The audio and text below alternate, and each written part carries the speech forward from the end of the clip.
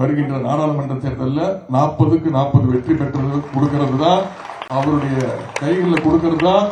நீங்க யார் நினைக்கிறீங்களோ, மாணவ சமுதாயம் நீங்க யார் நினைக்கிறீங்களோ, கழகத்திற்காக உழைத்த மூத்த முன்னோடிகள் நீங்க யார் நினைக்கிறீங்களோ, வந்திருக்கக்கூடிய நீங்க அத்தனை பேரும் மனசுல யார் நினைக்கிறீங்களோ, நம்ம தலைவர் யார நினைக்கிறாரோ அவர் தான் அடுத்த ஒன்றிய பிரதமரா உட்காரணும்.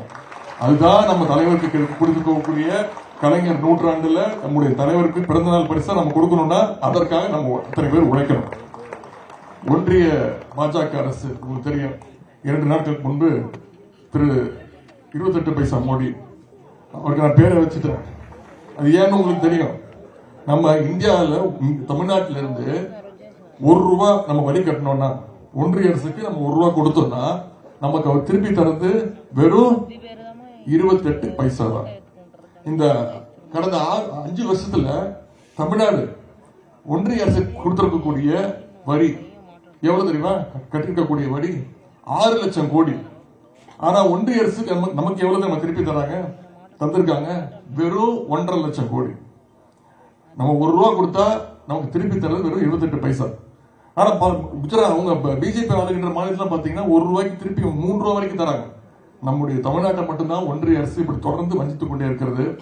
இப்ப முன்னாடிலாம் மழை பெஞ்சா இந்த பக்கம் வர மாட்டார், புயல் அடிச்சா கூட இந்த பக்கம் எட்டி பார்க்க மாட்டார். தேர்தலுக்கு தேர்தல் மட்டும்தான் வருவார். 2014 வந்தாரு. மதுரையில எய்ம்ஸ் மருத்துவக் கல்லூரி கட்ட போறேன்னு அடிக்கல் அடிக்க போனார். ஒரே ஒரு செங்கல் தான் இருந்துச்சு. அந்த செங்கலையும் நான் தூக்கிட்டு வந்துட்டேன். இப்போ திருப்பி நேத்து மதுரைக்கு போய் அதே எய்ம்ஸ் மருத்துவக் கல்லூரி வந்துருச்சு அப்படின்றார். இது வரைக்கும் 1 பைசா ஒதுக்கல இந்த மதுரை எய்ம்ஸ் மருத்துவக் கல்லூரிக்கு. ஆனா மற்ற மாநிலங்கள்ல சென்ற மாதம் 6 மருத்துவக் கல்லூரி எய்ம்ஸ் மருத்துவ கல்லூரியை திறந்திருக்கிறாங்க. இப்படி தமிழ்நாடு மொத்தமா வஞ்சிட்டு இருக்கிறார். நேற்று 2 நாளா இங்க தமிழ்நாட்டில் சுத்திட்டு இருக்கிறார். வாயை திறந்தா சுடுறதெல்லாம் வெறும் வடை சொல்லியிருக்கிறார். திமுக அழிக்க போறேன்.